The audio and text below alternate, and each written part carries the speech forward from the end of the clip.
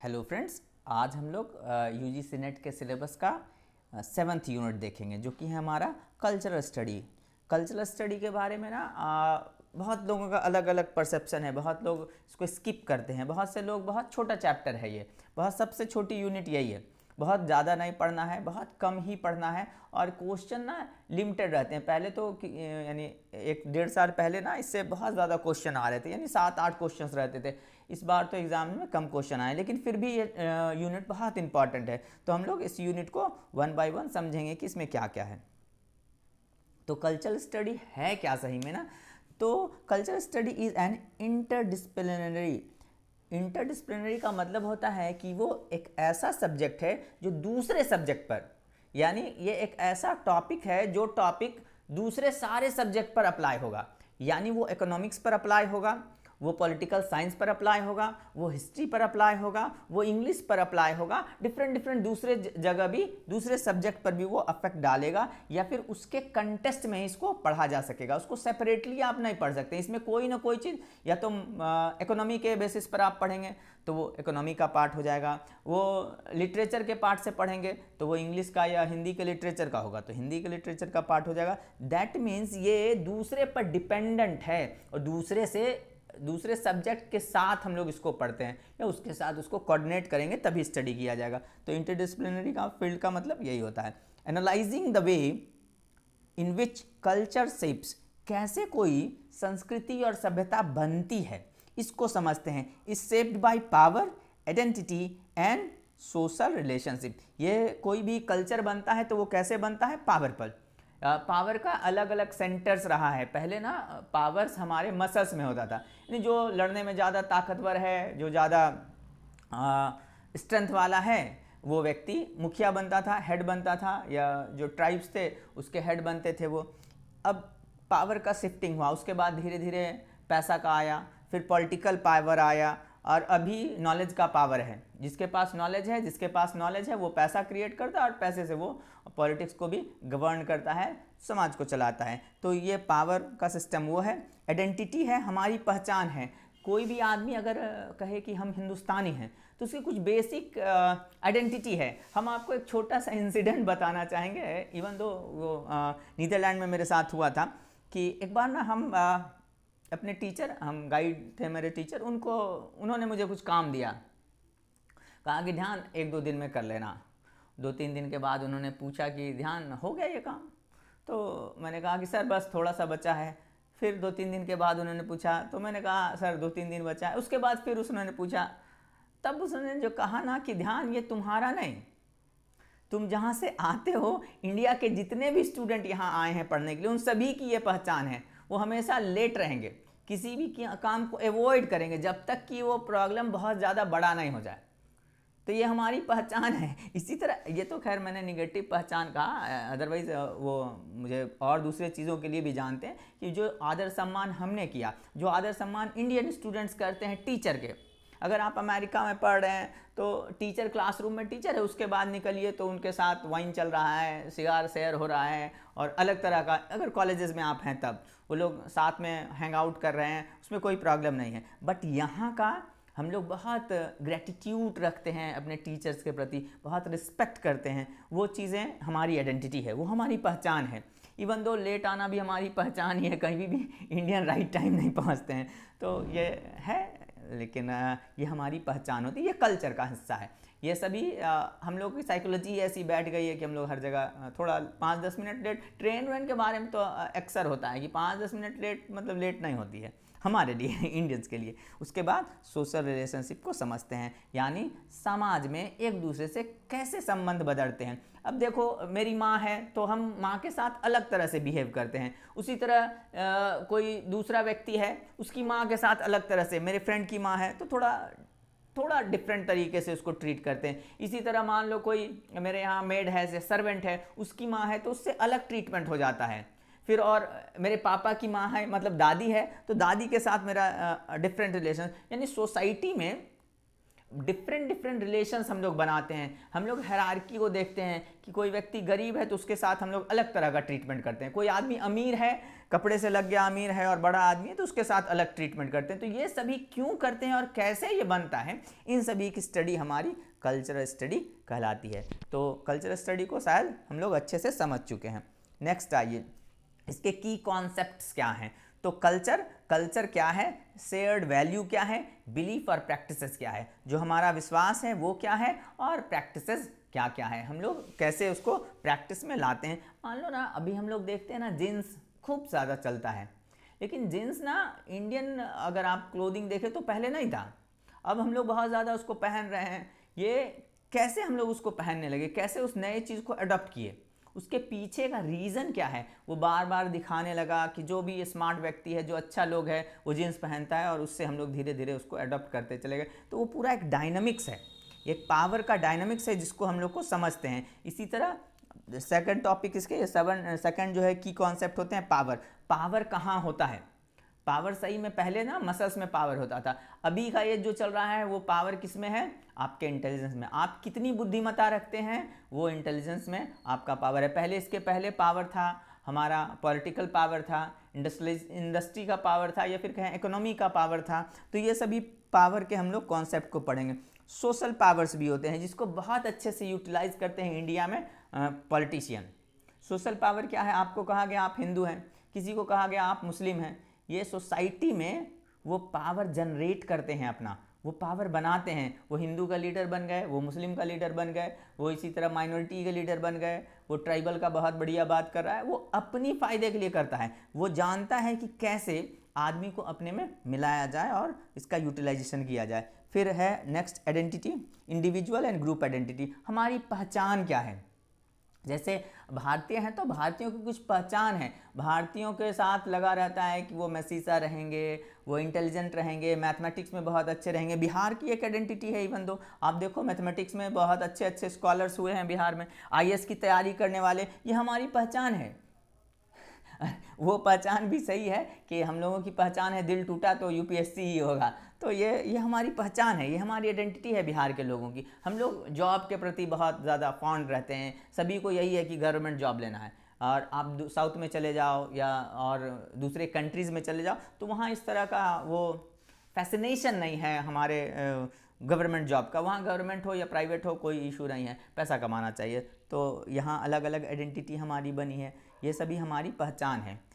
Next है representation, media and culture representation. इसमें media का बहुत बड़ा रोल है, एडवर्टाइजमेंट का बहुत बड़ा रोल है, रिप्रेजेंट किया जाता है। आप देखो बहुत बड़े बड़े वो फ्लैक्स लगे हुए मिलेंगे कि अगर अभी दिवाली का समय सीज़न आ रहा है तो देखो अलग अलग ज्वेलरी शॉप के आपको मिलेंगे, बहुत से लोग एडवर्टाइज करेंगे, टीवी पर प्रचार आएगा, न्यूज़पेपर में आएगा, डिफरेंट डिफरेंट जगह मीडियाज जहाँ उसको एडवर्टाइज करेंगे कि अगर दिवाली है तो सोना तो लेना ही है। वो इतना ज़्यादा आपको हंट करेगा, आपके दिमाग को इतना ज़्यादा वो बार बार कहता हुआ सुनाई देगा कि अंत में जाकर के हर तरफ यही दिख रहा है कि हीरो जो है वो सोना खरीद रहा है, वो कोई दूसरा आदमी है वो शादी के लिए सोना खरीद रहा है, अंत में जाकर के आप भी कुछ सोने का ऑर्नामेंट्स या कुछ भी ले लेते हैं, या हम लोग सभी वैसा ही करते हैं। दिवाली आ रही है, इतना एडवर्टाइज हुआ।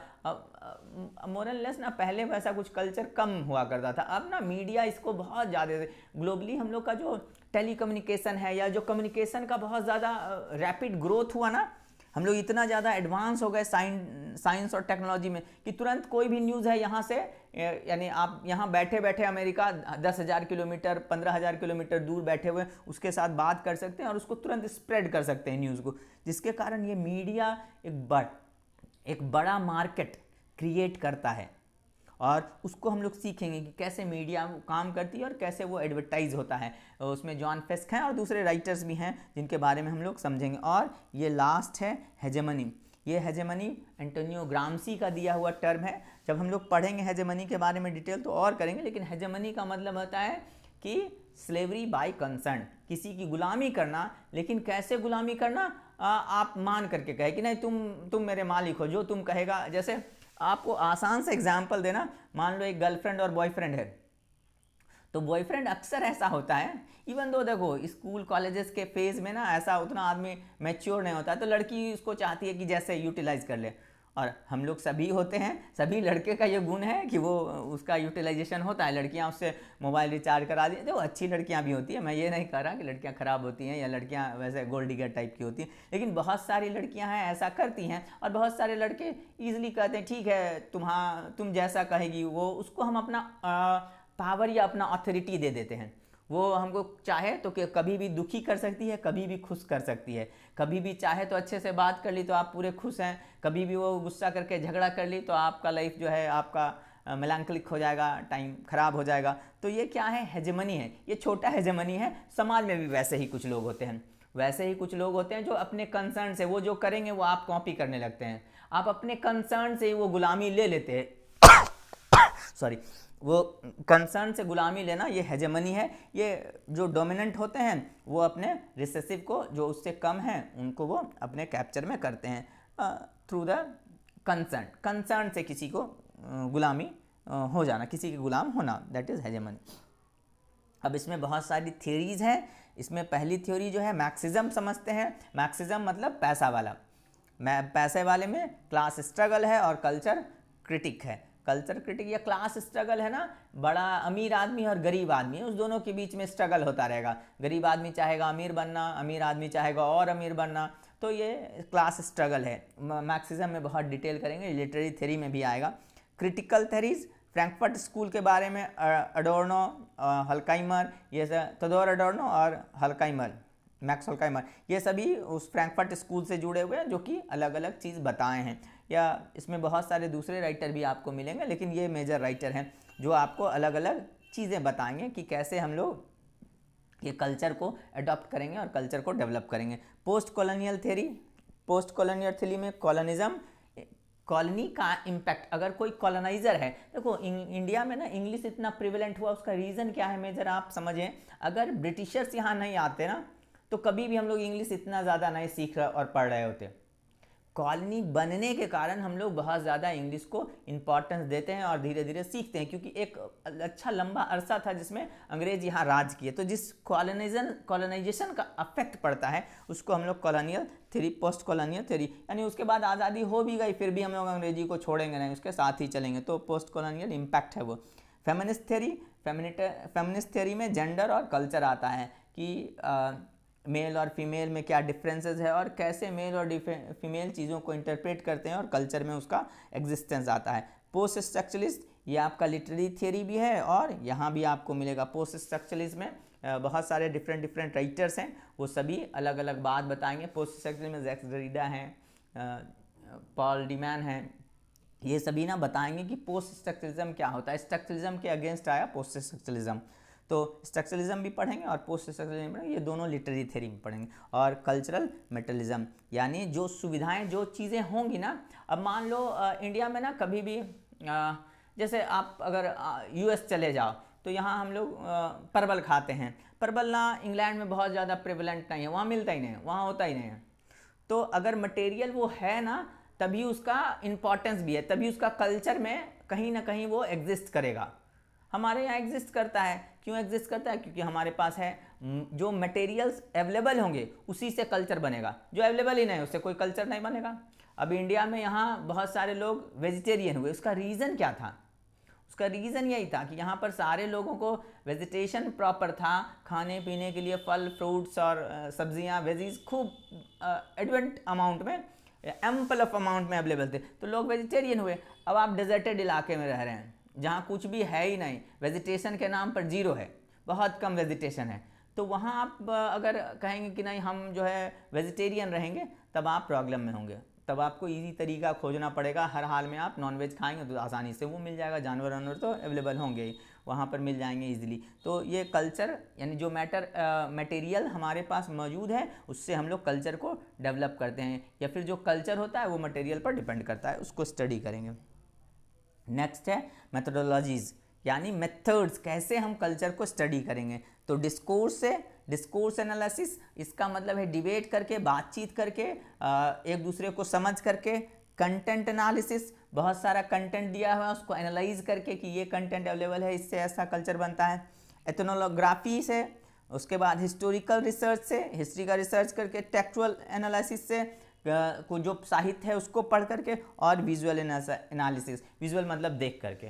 तो हम लोग आदमी को देख करके भी कंटेंट, टेक्सचुअल का मतलब जो टेक्स्ट या हिस्ट्रीज में मिली है वो, हिस्टोरिकल रिसर्च और textual analysis more and less same ही चीज़ है, टेक्स्ट को इंटरप्रेट करके। तो ये मेथड्स है कल्चरल स्टडी को पढ़ने का। अब देखिए की फिगर्स क्या है। एंटोनियो ग्राम्सी जिन्होंने हेजीमनी टर्म दिया था और इनका मार्क्सिज्म में भी कंटिन्यू। लुइस अल्थज़ार ये आइडियोलॉजी देते हैं। मिशेल फुको जो पावर और नॉलेज के बारे में, पावर और नॉलेज, इनके वर्क का नाम भी। स्टुअर्ट हॉल ये भी बहुत बड़े कल्चरल स्टडी में बहुत बड़ा पाइनियर हैं। एक एडवर्ड सईद, इन्होंने बहुत अच्छा वर्क लिखा है, जो इस्लामिक स्कॉलर हैं, तो पोस्ट कॉलोनियल थ्योरी में इनका भी बहुत।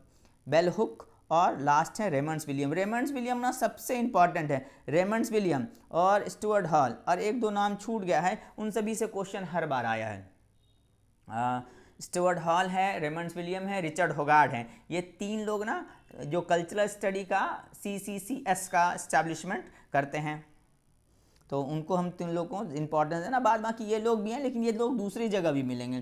जैसे मिशेल फुको सिर्फ और सिर्फ कल्चरल स्टडी में नहीं मिलेंगे, या लिटरेरी थ्योरी में भी मिलेंगे। नेक्स्ट, एप्लीकेशन, कहाँ ये अप्लाई होता है, कल्चरल स्टडी को पढ़ करके कहाँ यूटिलाइज कीजिएगा, वो है मीडिया में, ये फिल्म में। मीडिया में तो बहुत ज़्यादा अप्लाई होता है। मीडिया में जो भी एडवर्टाइजमेंट है वो देख करके बनता है, वो देखता है कि किसके लिए है, कितना टारगेट करना है, कैसे टारगेट करना है, किस समय बताना है। जैसे सर्दियां आने लगेगी ना, आप देखेंगे कि विक्स का खूब ज़्यादा प्रचार होने लगेगा, और उसके बाद आप सोचेंगे अरे थोड़ा थोड़ा स्टिफनेस, थोड़ा थोड़ा हमको भी लग रहा है कि सर्दी हो गई, और आप जा करके एक विक्स का वो ऑइंटमेंट खरीद करके ले आएंगे, या विक्स का वो वेपोरेप आता है वो ले लेंगे। तो वो क्यों लेते हैं? क्योंकि मीडिया बार बार उसको एडवर्टाइज़ किया, और उसके बाद आप फाइनली जा करके लेते हैं। फिल्म स्टडी, फिल्म वैसा जो बनाए जो कि लोग देखें, तो उसके लिए वो तैयार रहते हैं। अभी की फिल्में ना होगी तो आप देखो बहुत सारी कॉमेडी फिल्में भी नहीं है, या फिर समाज में जो चल रहा है जो इल्यूड करेगा, बड़ा एरोटिक सा सीन्स रहेंगे, गाना रहेगा, और वो ना फिल्म में निश्चित रहे वो फिल्म बड़ा फैमिली वाली फिल्म बनेगी, लेकिन उसमें एक दो गाना ऐसा दे दिया जाएगा जो बहुत एरोटिक, बहुत सा एफ्रोडिस्टिक सा रहेगा, और वो गाना लोगों को बड़ा पसंद आएगा, वो तुरंत जो है उस फिल्म को लोग देखेंगे। अभी KGF है, क्या है फिल्म में सिर्फ आप देखो मार धाड़ है। मैं ये नहीं कह रहा कि ख़राब फिल्म है, या फिर आप देखो उसमें कुछ कुछ चीज़ें ना बड़ा एरोटिक सा दे करके, कुछ सीन्स बना करके, कुछ एक्सपोज करके, बहुत ज़्यादा ग्राफिक्स का यूज़ करके बहुत अच्छा बना दिया गया, जिससे लोग उसको देखने जाते हैं। इसी तरह लिटरेरी थ्योरी में ये अप्लाई होगा, सोशियोलॉजी में अप्लाई होगा, एंथ्रोपोलॉजी, ये लिटरेरी थ्योरी में तो अप्लाई होगा क्योंकि वो बहुत ज़्यादा एसोसिएटेड है। सोशियोलॉजी समाजशास्त्र में होगा। एंथ्रोपोलॉजी, ये हमारा एंथ्रोपोलॉजी का मतलब होता है कि कैसे एक्वायर किया जाता है नॉलेज। इसको हिंदी में, अब हिंदी का तो वर्ड हमको याद नहीं आ रहा है, बट एंथ्रोपोलॉजी का मतलब होता है कि सही में आप कैसे चीज़ों को समझते हैं या कैसे उसको अप्लाई करते हैं। एजुकेशन में, शिक्षा के क्षेत्र में भी ये आएगा, और कल्चर पॉलिसीज़ बनाने में भी ये काम आएगा। यहाँ हम लोग कल्चरल स्टडी को अप्लाई करते हैं। नेक्स्ट, कल्चर स्टडी का टॉपिक क्या है? Identity politics. हमारा जो पहचान है, हमारी जो पॉलिटिक्स है, वो इसी पर बेस्ड होती है, हमारे कल्चर पर। रिप्रेजेंटेशन एंड डाइवर्सिटी, जो हम लोग में डिफरेंस है और जो हम लोग रिप्रेजेंट करते हैं, हमारा अपना, अगर आप माइक्रोस्कोपिक वे में देखें ना, बहुत सूक्ष्म दृष्टि से देखें, तो हर व्यक्ति का अपना एक कल्चर है। जैसे मेरा रहने का, मेरा बोलने का तरीका एक डिफरेंट तरीका है, वो दूसरे से अलग है। हर कोई एक यूनिक तरीका है, यूनिक कल्चर को ये थोड़ा डिफरेंट के साथ, सेम ही कल्चर को अडॉप्ट करता है लेकिन थोड़े डिफरेंस के साथ, उन सभी चीज़ों को हम लोग स्टडी करेंगे। Globalisation and culture exchange. अब ग्लोबलाइजेशन से, मीडिया के, टेक्नोलॉजी के इतने ज़्यादा प्रोग्रेस होने से कि आप दुनिया में कहीं भी रहें, कहीं से कहीं भी जाएंगे तो एक दिन में आप आसानी से पहुंच जाएंगे। कहीं भी कोई न्यूज़ होगा, कोई चीज़ फेमस होगा, कोई चीज़ नया इन्वेंशन या डिस्कवरी होगा, तुरंत दूसरे कोने के छोर तक पहुंच जाता है। वो क्या रीज़न है? ग्लोबलाइजेशन का, और कल्चरल एक्सचेंज होगा, उससे वहाँ भी वो लोग अडॉप्ट करेंगे जल्दी से जल्दी। दूसरा, कंज्यूमर कल्चर आया है, कंज्यूम करने का कल्चर आया है। लोग तुरंत हाथों हाथ लेते हैं, जो अच्छी चीज़ें हैं, जो बुरी चीज़ें हैं, तुरंत ना, जो उसको चाहने वाले हैं तुरंत अडॉप्ट कर लेते हैं।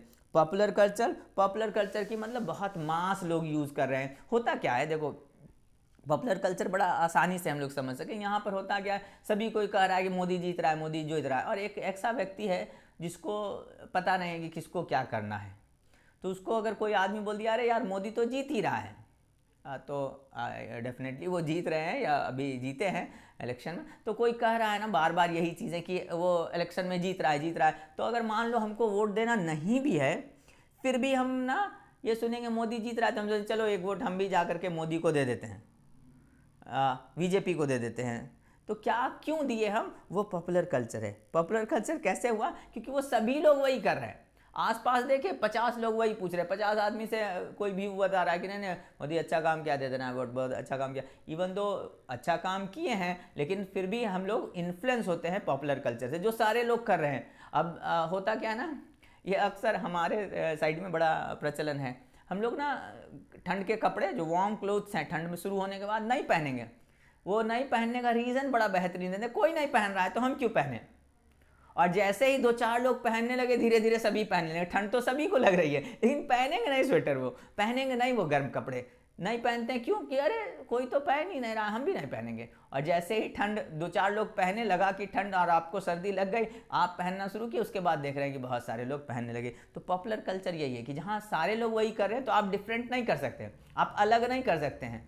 सारे लोग, अगर आप देखो आपके सराउंडिंग में सभी लोग ना नेट की तैयारी कर रहे हैं, तो आप भी नेट की तैयारी करने लगेंगे।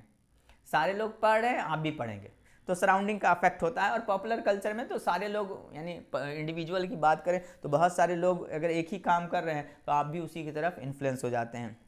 डिजिटल कल्चर तो अब आ चुका है। अब आदमी ना सामने बैठ के बात करने में मज़ा नहीं लेता है। जैसे हम लोग हैं ना डिजिटली, आपके सामने हम कभी नहीं हैं, दिख भी नहीं रहे हैं, लेकिन आपसे हमारी बातचीत हो रही है, आप समझ रहे हैं। डिजिटल हो गया है, व्हाट्सएप पर, फेसबुक पर बात करना। पहले के टाइम में ऐसा नहीं था। डिजिटल कल्चर आने से कल्चर का इंपॉर्टेंस बढ़ गया है। क्यों? क्योंकि वो वीकन हो रहा है। आदमी सामने वाले से, अक्सर हम देखे हैं ना, आप भी देखे होंगे, ऑब्जर्व किए होंगे अपनी लाइफ में, आप किसी के साथ बैठे हुए 4-5 लोगों में को तो 1-2 व्यक्ति है वो आपकी तरफ ध्यान दिया है, बाकी सभी मोबाइल में अपना कुछ काम कर रहे हैं या मोबाइल में वो इंगेज है। तो सामने वाले का इंपॉर्टेंस घट गया है। अब वही आप उसके सामने नहीं रहेंगे, व्हाट्सएप पर रहेंगे तब उनसे बात हो जाएगी, लेकिन सामने बैठे हैं तो बात नहीं होगी। तो ये डिजिटल कल्चर का एडप्टेशन हो गया, बहुत ज़्यादा हम लोग डिजिटल हो गए। इवन दो पड़ोसी से भी बात करना होता है ना अभी हम लोगों को, तो हम व्हाट्सएप ही यूज़ करते हैं। इवन दो हम अपनी बात भी कर रहे हैं, मेरे पड़ोसी हैं, जान पहचान के हैं, तो कभी बात करना हो तो व्हाट्सएप पर ही हाय हेलो कर दिए, बात हो गई, खत्म हो गया। सोशल मूवमेंट चलता है, इससे ये भी होता है, एक रेवोल्यूशनरी चेंज होने का है। ये सोसाइटी जो ट्रेंडिंग में चलता है, आजकल ट्रेंड चला है कि ट्विटर पर ट्रेंड कर रहा है, तो वो हमारा सोशल मूवमेंट्स हुआ। नेक्स्ट, इंस्टीट्यूशंस एंड जर्नल, जो सबसे फेमस है वो यही है, CCCS, ये centre of contemporary cultural study. इसको हम लोग को बहुत अच्छे से पढ़ना है। इसके अलावा जो है ये सभी माइनर्स हैं, इसीलिए इसको ज़्यादा ध्यान नहीं देना है। Cultural study journal, new formation journal, journal of cultural study, international journal of culture study. Basically हम लोग को यही पढ़ना होता है। इंग्लिश वाले स्टूडेंट को दूसरे के बारे में आप सिर्फ सुन लीजिए, जान लीजिए, वही काफ़ी है। तो हम लोग अगर नेट के पर्सपेक्टिव से पढ़ रहे हैं तो CCCS, इसके तो पूरे डिटेल कर लेंगे। रिचर्ड होगार्ड हो गया, स्टुअर्ट हॉल हो गया, रेमंड्स विलियम हो गया, ये 3 लोग यहाँ से जुड़े हुए हैं। दूसरे लोग भी जुड़े हुए हैं, लेकिन ये 3 लोग मेजर फिगर हैं वहाँ के। तो आज हम लोगों ने कल्चरल स्टडी को कंप्लीट किया। ये सबसे छोटा यूनिट है और इजी है, यानी बहुत कुछ है नहीं जो आपको इंटेंस चीज़ें पढ़नी होगी। वो सारी चीज़ें जो दिख रही हैं, कैसे एडवर्टाइज किया जाता है, आप किस चीज़ का एडवर्टाइजमेंट कैसे होगा, ये बड़े आसानी से समझ सकते हैं, देख सकते हैं कि चॉकलेट का प्रचार है तो बच्चों को टारगेट करके बनाया जाएगा। बच्चों के लिए टेम्पटिंग क्या होगा, आकर्षित करने वाला क्या होगा, तो उसको दिखाएंगे कि सारा दुनिया डिज्नीलैंड में है। और वही इसी तरह अगर रियल इस्टेट का प्रचार है तब उसमें डिज्नीलैंड और चॉकलेट की बातें नहीं होगी या डिज्नीलैंड की बात नहीं होगी। तब आदमी समझेगा कि जो घर खरीदने वाला होगा वो कभी चॉकलेट देख करके फैसिनेट नहीं होगा। तो ये कल्चरल स्टडी ना बिल्कुल सामने ट्रांसपेरेंट चीज़ है जो दिखता रहेगा। और मेरा रिक्वेस्ट है कि आप ज़्यादा से ज़्यादा इसको शेयर करिए, ज़्यादा से ज़्यादा लोगों को प्रेफर करिए, 2 लोगों को भेजिए ताकि वो भी इसको सब्सक्राइब कर सकें। और जो भी नेट के हैं एस्पिरेंट, जो भी प्रिपरेशन कर रहे हैं, देखिए ये बेसिक है। अगर आप इनिशियली शुरुआत कर रहे हैं स्टडी की, अभी आप जस्ट शुरू किए हैं पढ़ना, तो आपको सिलेबस बहुत अच्छे से, ये 5-10 लेक्चर, जो 10 लेक्चर हमारा होगा हर यूनिट पर, एक लेक्चर या एक वीडियो, वो वीडियो आपको एक अच्छा व्यू देगा, एक अच्छा समझ देगा आपके सिलेबस का। आप सिलेबस समझ गए ना, then you have to just prepare it. आपको एक एक कर यूनिट करके प्रिपेयर कर लेना है। आप यूनिट पहले समझ तो लो कि पढ़ना क्या है, लोगों को लगता है कि ड्रामा का मतलब इंटायर ड्रामा पढ़ना है, ये पढ़ना है, वो पढ़ना है, विलियम शेक्सपियर पढ़ना है, अभी के जो ड्रामेटिस्ट हैं सैमुअल बेकेट पढ़ना है, टॉम स्टॉपर्ड पढ़ना है। नहीं, वैसा नहीं है।